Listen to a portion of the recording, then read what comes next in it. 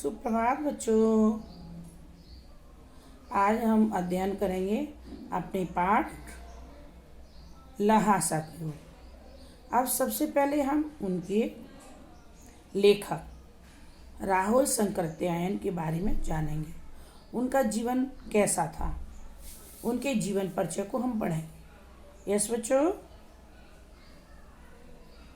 हिंदी साहित्यकार राहुल शंकरत्यायन का जन्म उत्तर प्रदेश के आजमगढ़ जिले के पदहा नामक गांव में हुआ था। इन्होंने अपनी शिक्षा आगरा और लाहौर में पूर्ण की। इन्होंने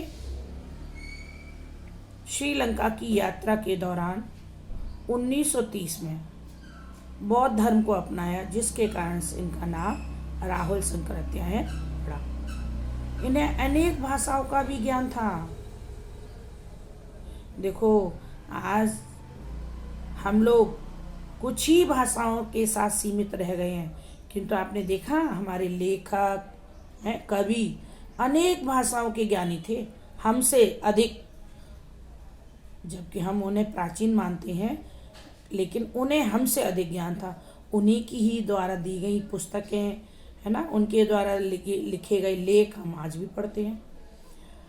राहुल शंकरत्यायन उनको अनेक भाषाओं का ज्ञान था, जैसे पाली, प्राकृत, अपभ्रंश, तिब्बती, जापानी, चीनी, रूसी आदि आदि भाषाओं का ज्ञान था।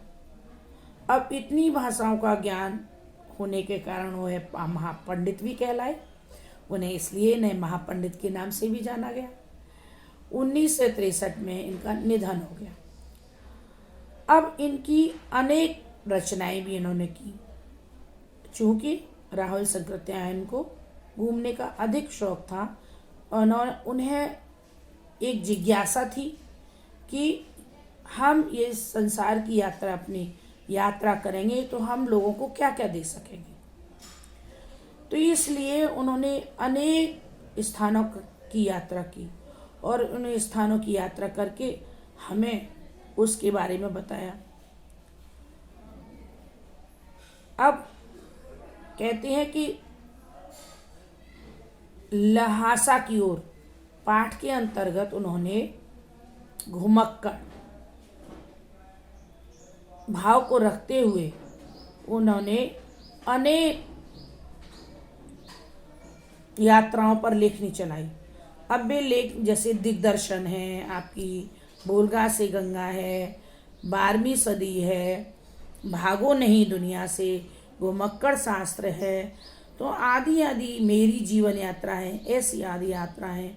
इनके साथ उन्होंने काम किया और वहाँ की प्राकृतिक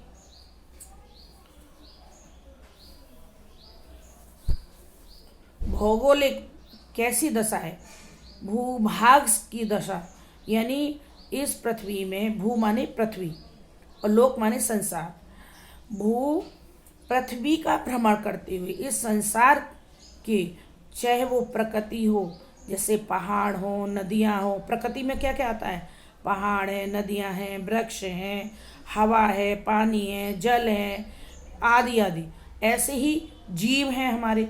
अब जीवों में क्या क्या आता है? भौगोलिक में सब आ गया उनके में यात्रा के साथ। जीव में आते हैं जैसे कीट हैं, पतंगे हैं, जानवर हैं, पक्षी हैं। उन्होंने केवल मनुष्य को ही नहीं इसके बारे में शिक्षा दी, वह चाहते थे भौगोलिक यात्रा करके, यानी सभी के बारे में है, जनजीवन के बारे में है, समझें और लोगों को उनके प्रति सजग भी करें और उनके बारे में जानने के लिए उनकी जागृति भी पैदा करें।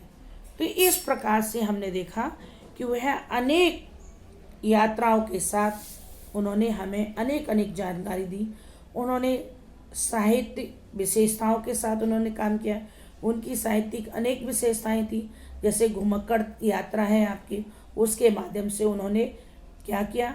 उनका एक ही उद्देश्य था कि यात्रा को है घुमक्कड़ उद्देश्य न बना करके लोगों में लाभ पैदा कराएं, उनके विस्तार से जानकारी दें। यही उनका उद्देश्य था। वह भौगोलिक जानकारी जनजीवन को भी आकर्षित करने के लिए दिया करते थे। उनकी भाषा सहज, सरल, प्रभावमयी भाषा थी। उनकी रचनाएं आंचलिक शब्दों के साथ जुड़ी हुई थी। आंचलिक कहते हैं यानी आंचलिक, देखो आंचल का मतलब समझ में आ रहा है आपको? आंचलिक, अब इसका हम संधि विच्छेद करें, आंचल, आंचल कहते हैं, यस सही बताया आपने, गोद, और इसमें क्या लगा है? इक प्रत्यय लग गया, तो बन गया आंचलिक।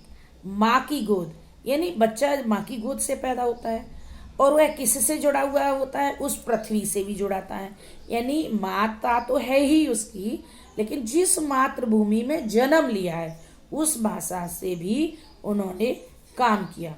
तो आंचलिक शब्दों का, ऐसे शब्दों का, यानी जहाँ व्यक्ति रहता है, जहाँ के वह राहुल शंकराचार्य थे वहाँ की भाषा का उन्होंने भरपूर प्रयोग किया। उसकी बहुलता के कारण भाषा सहज, सरल और प्रभावमयी हो गई। यानी प्रभावमयी कब होती है?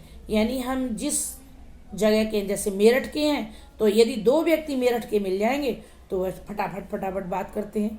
वो है, यदि एक बिहारी मिल गया, बिहार की भाषा हो गई, एक मेरठ की भाषा हो गई, एक कानपुर की भाषा हो गई। यदि अलग अलग भाषाओं के लोग हैं तो वो क्या सरल रूप से बात कर सकते हैं, है ना? एक दूसरे की भाषा को समझने में उन्हें टाइम लगता है, तो वो अटक अटक करके उस भाषा को बात करते हैं।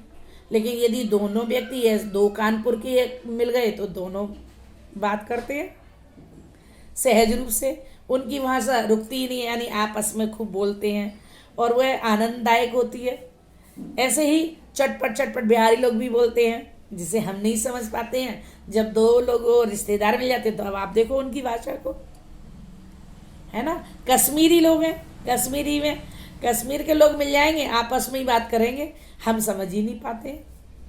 तो यही बात है, इसका उन्होंने ऐसी भाषाओं का प्रयोग किया कहने का, क्योंकि उन्हें कई प्रकार की भाषा, मैंने बताया ना अभी, पाली, अब्रज, तिब्बती आदि भाषाओं का, जापानी, चीनी, अनेक अनेक भाषाओं का ज्ञान था।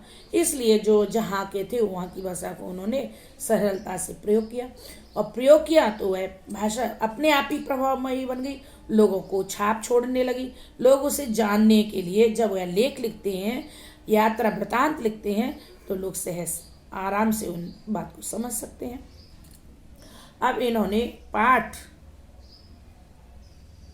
यात्रा वृतांत विधा लिखी, कौन से? लहासा की ओर, लहासा की ओर के साथ। यह कैसी? तिब्बती यात्रा है।